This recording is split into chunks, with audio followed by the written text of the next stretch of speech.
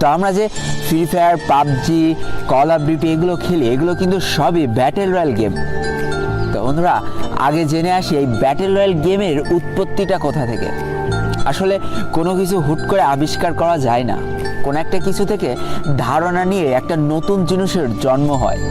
তেমনই বন্ধুরা, mission impossible নামে একটা মুভি ছিল, যেটাতে একটা আইসল্যান্ডের মধ্যে কিছু মানুষ আটকা পড়ে যায় এবং একটা পর্যায়ে যে তাদেরকে বাধ্য করা হয় একজন আরেকজনকে হত্যা করার জন্য। এমন চলতে চলতে সর্বশেষ যে বেঁচে থাকে সেই হয়ে যায় জয়ী। এখান থেকে মূলত এই ব্যাটেল রয়্যাল গেমের জন্ম। এবার আসি আমাদের সকলের পছন্দের ফ্রি ফায়ার গেমটার কথায়। ফ্রি ফায়ার গেমটা কোনো একজন মানুষ সৃষ্টি করেনি, এটা একটা কোম্পানি তৈরি করেছিল, আর সেই কোম্পানিটার নাম হলো গেরিনা, যেটা 2009 সালে স্থাপিত হয়েছিল। তো এই কোম্পানির মালিক ছিল ফরেস্ট লি, এবং যেটা সিঙ্গাপুর থেকে পরিচালনা করা হচ্ছিল। 2017 সাল পর্যন্ত বেশ কয়েকটা পপুলার গেম কিন্তু তারা মার্কেটে নিয়ে আসে, কিন্তু ওইভাবে কোনো গেমই মানুষের মন জয় করতে পারে না। কিন্তু বন্ধুরা, প্রত্যেকটা জিনিসের লাইফে একটা টার্নিং পয়েন্ট থাকে। এই ফ্রি ফায়ার গেমটা ছিল গেরিনা কোম্পানির লাইফের একটা টার্নিং পয়েন্ট। এবার চলো জেনে নিই এই ফ্রি ফায়ার গেমটা কিভাবে আবিষ্কার হলো।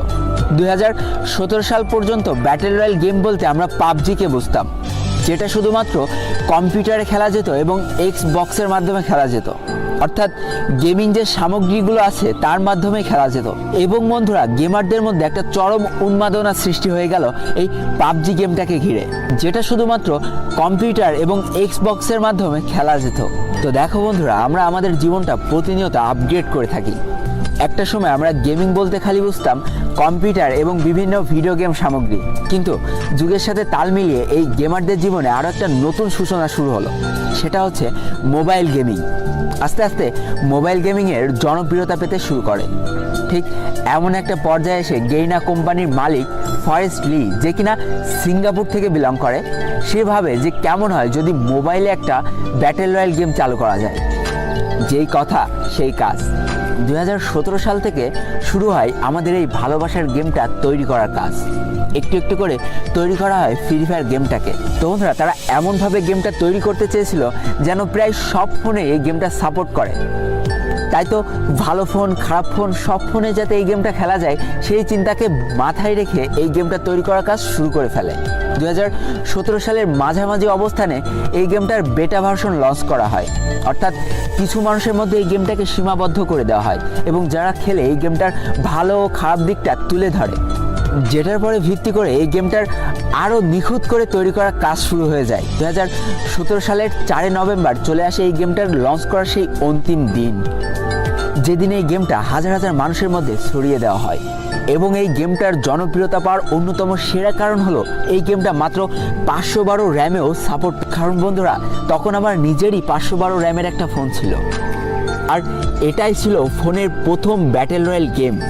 তাই বন্ধুরা, যতটা না পাবজি নিয়ে মানুষের মধ্যে উন্মাদনার সৃষ্টি হয়, তার কয়েক গুণ বেশি উন্মাদনার সৃষ্টি হয়েছিল এই ফ্রি ফায়ার গেমটা নিয়ে। 2017 সালের লাস্ট ওই কয়েকটা দিনে 22টা দেশের মধ্যে টপ গেম ছিল এই ফ্রি ফায়ার গেমটা।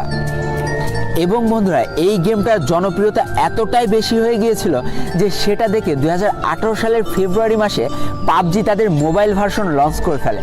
কিন্তু ততদিনে হয়তো অনেকখানি লেট হয়ে গিয়েছে, কারণ সেই অল্প সময়ের মধ্যে কোটি কোটি মানুষের মন কিন্তু এই গেমটা জয় করে নিতে সক্ষম হয়েছিল।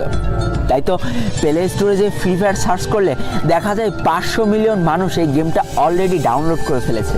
এবার বন্ধুরা, আর একটা কথা বলি যেটা শুনলে তোমার গর্ব হবে। 2019 সালে প্লে স্টোরের সবচেয়ে ডাউনলোডেড গেম ছিল ফ্রি ফায়ার গেমটা, এবং যেটার জন্য এই ফ্রি ফায়ার গেমটা অ্যাওয়ার্ডও পায়। আর বন্ধুরা, বর্তমানে এই গেমটার জনপ্রিয়তা যে কতটা বেশি তা হয়তো আমার আর বলে দেওয়া লাগবে না। আবারও বলি, এই গেমটা এত নাম করা কিছু কারণ। এটাই ছিল মোবাইলের প্রথম ব্যাটেল রয়্যাল গেম। এটা সেই গেম